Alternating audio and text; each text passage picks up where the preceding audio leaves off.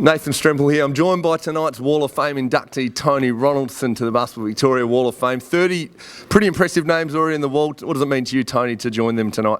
A massive honour. I think that after all is said and done and your basketball career's over, these things really do mean a lot. And you always see updates on the social media and stuff of what the young kids are doing and coming through and what it meant to wear the Victorian singlet. So to come back here, I'm now based in Perth, and just be a part of this night's a huge honour. Well, tell us a bit about growing up and wearing the big V, because you have, like you said, you're now based in Perth. You've travelled around a bit late in your basketball career, but tell us about growing up in Victoria playing hoops, some of your good memories. There's too many just to single out one. You know, the tournaments that we used to go to up in Bendigo when I was playing with the Spectres, the Queen's Birthday tournament. Back then, Nunawading used to have a tournament over Easter. Every Friday night, my brother would be playing at Frankston and I'd be playing at Geelong.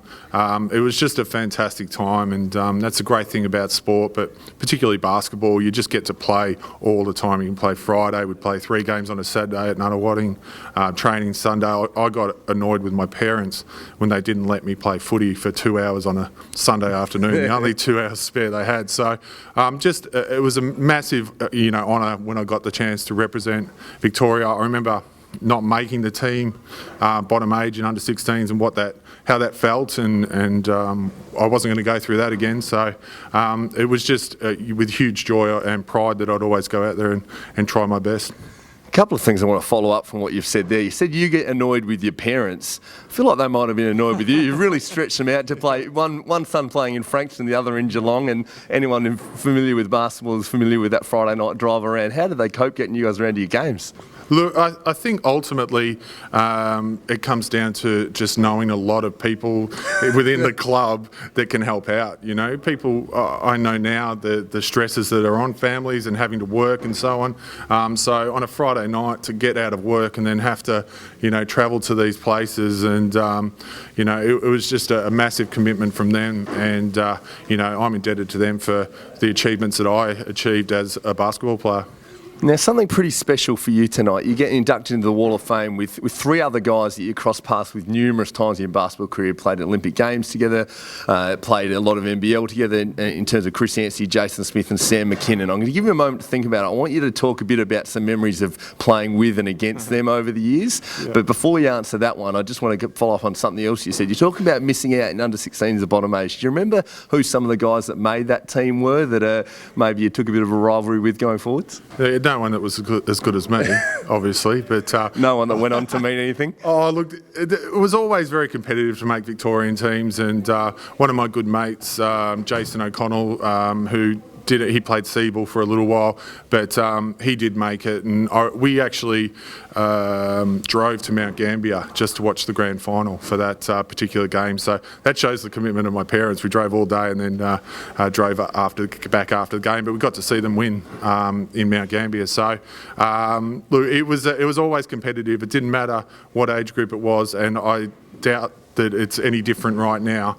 I reckon it'd be pretty similar, and the competitiveness and for spots and the honour of what it means. I completely agree. I can remember who edged me out of an under-16 state team. I thought I was robbed, but he went on to win an NBL championship, so I think they made the right choice on that one. You never know. You never know. Tony, talk to us about some of these guys that you shared so much with on and off the court. No one knows teammates better than the guys that have played with them. Tell us about some of your memories of Jason Smith, Chris Anstey and Sam McKinnon joining you on the wall tonight. Yeah, well, I mean, Sam was just like a child prodigy. He was this guy. I was pretty arrogant in my early 20s, didn't really know much about the guys coming through, and everyone was talking about this kid, Sam McKinnon. I was like, Sam McKinnon?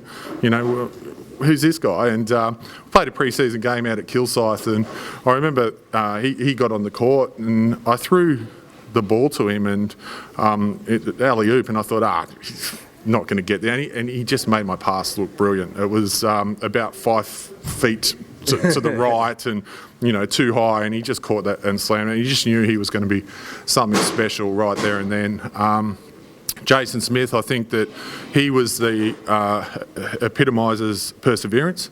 He, whilst he was a great junior, he really had to work harder and harder and harder as the drinks get put on behind us. They're all ready to... Big night ahead. Yeah, they're getting chilled. But, I mean, he really worked hard and worked on his game and went over to college and came back. Just before that 2000 Olympics, the 99 season, he was phenomenal when we're part of the Titans, and he really is someone that just is a great example for kids of just to persevere and keep working. And well, Chris, we knew the talent that he was always going to be, 7-foot praying mantis that he is.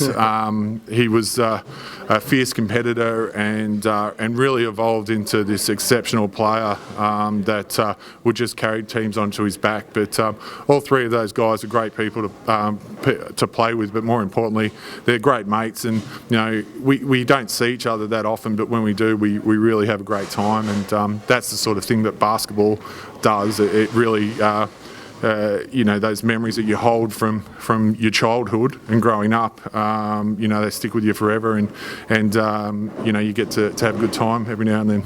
Bit of a question without notice, but just finally, can you give us a bit of insight into that mateship and road trips together off the court? Are there any standout memories of those guys as mates? You're obviously great basketballers, which you've outlined, and that's why they're joining on the wall tonight. But any of those memories of mateship and spending time together off the court over the years? Oh, look, there's plenty. I mean, you don't want to just not have the social side of sport. It's not all about just the work. So you'd go away on tours and to be able to go out and have a beer, or it's a bit harder these days with all of the cameras and social media, and you just get caught out like that. But we'd always have a good time, but not to the detriment of what we're trying to achieve on the basketball court. And that's the great thing about Australia as a whole. And I think you'll see that leading into Rio, and you're seeing some of the comments from the Dellavedovas or the Bogats and how much they're looking forward to playing together. And that's not just because they get to go and step onto the floor and represent our great country. It's also because they get to catch up with people that they've forged such great bonds and friendships with over the years, and they get to do that and really try and achieve something that would be really special in basketball, and that's an Olympic medal. We're looking forward to seeing it too. Tony, thanks for your time. We'll chat to you later on tonight when we induct you into the Wall of Fame. Thanks a lot. Look out.